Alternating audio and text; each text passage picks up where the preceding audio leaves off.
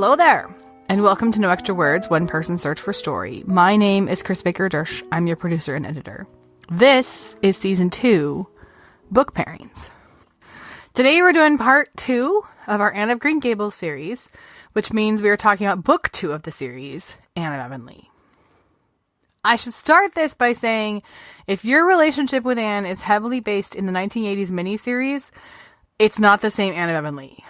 The second of the miniseries, which was originally called Anne of Green Gables, the sequel, and is sometimes also called Anne of Avonlea, is actually based on 3 Anne books following the original. So, Anne of Avonlea, Anne of the Island, and Anne of Windy Poplars. Plot-wise, it's a mashup, and it's very different than anything that happens really in any of the books. What we're talking about today is Anne of Avonlea, the book. It was published in 1909, 1 year after Anne of Green Gables, so it was probably written pretty quickly. And like Anne of Green Gables, it was written while Maud Montgomery was taking care of her widowed grandmother at home in Cavendish. Cavendish is, of course, Maud Montgomery's hometown on which Avonlea is based. Its core is the 2 years that Anne spends teaching school in Avonlea. We said we would do spoilers of Anne of Green Gables in this episode, but not of Anne of Avonlea itself, so I feel comfortable revealing that at the end of Anne of Green Gables, Anne gives up her college scholarship to stay home with Marilla after Matthew's death and teach school. Maud Montgomery didn't give up college to take care of her grandmother. She lasted 1 year at university because of money, but she too moved home to Cavendish from school teaching after her grandfather died to live with her grandmother so her grandmother could stay independent and in her own home. And this time period is when the Anne series was launched, when she had come back to Cavendish to live with her grandmother after her grandfather's death. Plot-wise, it's a pretty simple story, Anne of Avonlea. There's a lot of the country school marm in here with her challenges. Marilla adopts 6-year-old twins who keep her and Anne plenty busy. There's the mysterious Mr. Harrison from next door who starts out as an enemy but doesn't necessarily stay that way. And there is a bit of a romantic story here. Not so much for Anne herself. She's working really hard at keeping romance at bay right now. But for the delightful Miss Lavender, who Anne befriends and who has to be one of the sweetest characters I think Maud Montgomery ever created. She lives in my head as this beautiful gray-haired fairy. Anne of Avonlea does exactly what its title says it's going to do. If Anne's first story is about her coming home to find a home with Marilla and Matthew and feel the love of a family for the first time, Anne of Avonlea is about her feeling the sense of this community. How does she feel about her adopted hometown? As she becomes its school teacher, she forms an improvement society to help it along, and she's developing deeper relationships with the characters who inhabit it. People that we know, like Mrs. Lynde, people that we've not yet met, like Miss Lavender. You can just see Maud Montgomery mining her neighbors and friends in Cavendish for all the delightful characters that make up this book. The first 3 books in this series make a lovely trilogy when they stand alone. And Anne does what the middle book in a good trilogy should do. It advances the character, grows and stretches them, shows you more about them, but doesn't give away too much because there must be loose ends to be tied up in book 3. I don't think they were intended this way, but they do read really nicely as a trilogy. I mentioned last episode that I was following the hashtag 12 Days of Instagram in early June. That's over now, but it would be worth a search to see some of the Anne excitement happening over on that social media platform. But one of the early questions was, what is your favorite Anne book? And it was interesting to me that of all of the Anne books that I have chosen to cover in the 5-part series we're doing, the one that had the least number of people who favorited it was this one. I think I only saw one person who said this was their favorite Anne book. There were lots of votes for Anne of Green Gables, for Anne of the Island, for Anne's House of Dreams, and there were even more than a few for Rilla of Ingleside, which I'm surprised by because I always thought that I was the only one who had a special relationship with that book. The last in the series we'll get to in part 5. But this one just didn't seem to rise to the top, and I can see why. It's not a bad book. It's a lovely book, but it's a very simple book. So for me and for the format of the show, the question became, what do I pair Anne of Avonlea up with? My first thought was it needs another book about school teaching. Because Anne's professional life, the challenge of whether or not to use corporal punishment, her relationship with her students, her dream of inspiring a future college president or Canadian premier, or spoiler alert, a famous poet, those things loom very large in this book. Maud Montgomery was herself a small-town teacher in PEI, and by all accounts, she didn't care for it very much. Her grandfather didn't approve of lady teachers, and he did not exactly pave the way for her to follow this career path.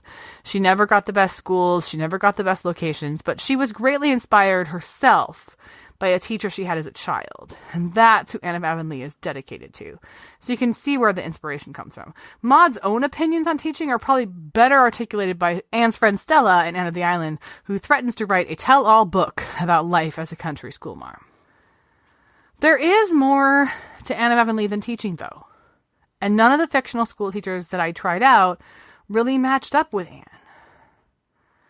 And this caused me to really think about what this outwardly simple book is really about. And in the end, it's about being home. Being in one's hometown. Being amongst your neighbors. Having a relationship with a community, for better or for worse.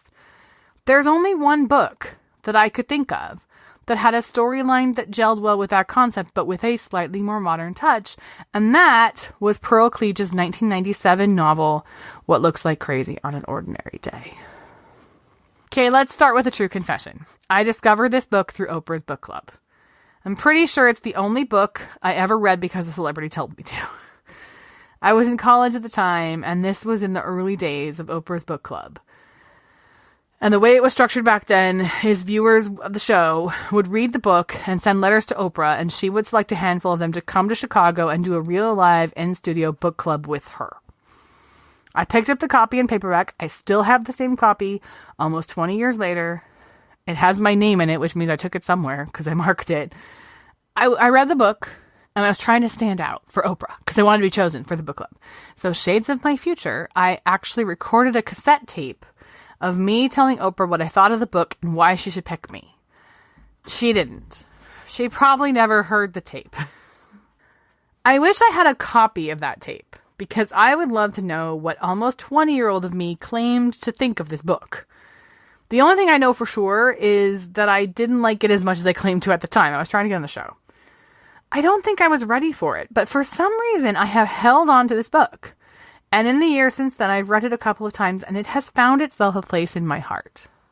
So the book's main character is Ava Johnson. Ava grew up in Idlewild, Michigan, which was, in the middle 20th century, a famous all-black resort town. And in recent years, it's seen some declines. Ava is not really the small-town type. So as soon as she got old enough, she left Idlewild, headed for Atlanta, and lived large. She's now been sidelined by an HIV diagnosis, and so she's headed home to spend the summer with her sister Joyce, who raised her, before heading to San Francisco, which she figures has to be the most HIV-friendly city there is. Joyce has been keeping herself busy running a group for single moms in Idlewild through her church. The young moms were bringing their babies to church and had weekly meetings just to organize the church nursery and facilitate a way for that to happen and them to get childcare. And that has escalated into a full in-your-face support group for these moms, which is known as the Sewing Circus. They took the time slot for the Sewing Circle. So they were listed as the Sewing Circle, but they were making so much noise, yelling at each other, that the church secretary said they sounded like a throwing circus. So they became the Sewing Circus, or TSC. Ava, who thinks she's in Idlewild temporarily for some R&R, finds herself involved in her sister's projects and finding out herself on the side, and it turns out there really is a lot to coming home. A few years after my first read of this book, I got my first job out of college as a case manager working in teen pregnancy prevention. That job brought my brain right back to this book, and I think that's when I reread it for the first time. There's a lot of reality to what Joyce is doing with these girls in the TSC, and the pushback she gets for doing it. And I think that, not when I first read it, is the point when the book started to get under my skin. I need to address the elephant in the room here. And that is the question as to whether or not this book is really for me, and the importance of, and also the limitations of, my speaking about this book. Pearl Cleage is an African-American writer, and her writing is about the African-American community. We've talked before about how there is this perception that work created by white people tends to be perceived as being, quote, for everyone, whereas work by writers of color tends to be pigeonholed as, quote, for the community. I would never imply that Pearl Cleage or Oprah or anyone else thinks that I as a white person can't understand or shouldn't read this book. And I'm glad I did. And I genuinely like this book. This is not a diversity pick that I picked for quota purposes. This is my show. I can use whatever book I want. I picked the book because I like it. It would be ridiculous to say that Anne of Green Gables is only for young girls living in Eastern Canada. And to say that what looks like crazy on an ordinary day is only for one demographic is equally as ludicrous. But there is a challenge in being a white person speaking about this book. And I'm going to risk my privilege showing and acknowledge the challenge. In fact, the book itself acknowledges this situation in its own way, because there's a scene where people are talking about favorite black actresses, and they talk about wanting to choose the one who made movies by and about, quote, us. There's an acknowledgement that it is important to create art specifically for this community, and a way in which you can understand certain things in certain ways by being part of this community. And I think it should be acknowledged. I can talk about this book and what it means to me, and that's fine. And I can also acknowledge that there's a level on which I do not understand it, and that's also fine. That doesn't mean I shouldn't read it, shouldn't share it, shouldn't recommend it and other books like it, and I do. But as always, two things can be true at once. So as I talk about this book, I want to acknowledge my position of privilege and my position as an outsider. And I think that that's okay, because that's what literature does, is it hits all of us in different ways, depending on where we are and who we are and where we come from. And I think one of the ways to incorporate diverse books into our reading and into our conversations about literature is to just acknowledge that it's okay that I don't have the same reaction to a book that someone else might.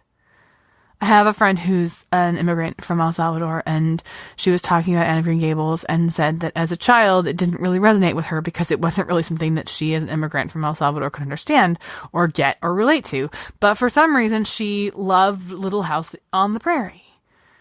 There's nothing wrong with that. There's nothing wrong with either one of those books, either hitting her or not hitting her based on her own experiences in life. And I think that's true of all books. And I think the difference is that readers of color have always had to navigate that. Since they were kids, they've always had to respond to books based on their own experience and acknowledge the similarities and differences. When we, as readers who are white, who don't have to do that as much, find ourselves in that position, that's where we get a little uncomfortable. And we start to think, oh, this is not for me. I can't talk about this book. I can't share this book. And that's our privilege showing, frankly. Studying this book in the all-black community of Idlewild is smart. One of the things we hear a lot in the world of diverse books is that so much of the writing is about being diverse, is about conflict between white people and people of color. You know, you hear a lot in movie critics, you know, the very justifiable criticism that why is every movie that stars black people either about the civil rights movement or the Civil War? This sort of thought that this is just going to be about black-white issues is kind of dealt with right away by the setting of this book. There aren't really white people in this book. This book is going to be about this community, its issues, its people, the characters that inhabit this town and this place. That doesn't mean it's not going to deal with issues in the black community. It is.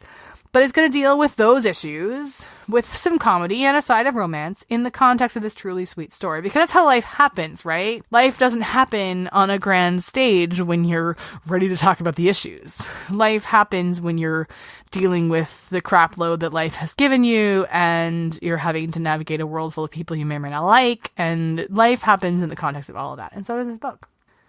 And Ava, who's used to being in the big city, is about to find out there's a whole lot more going on in this little town than she ever realized.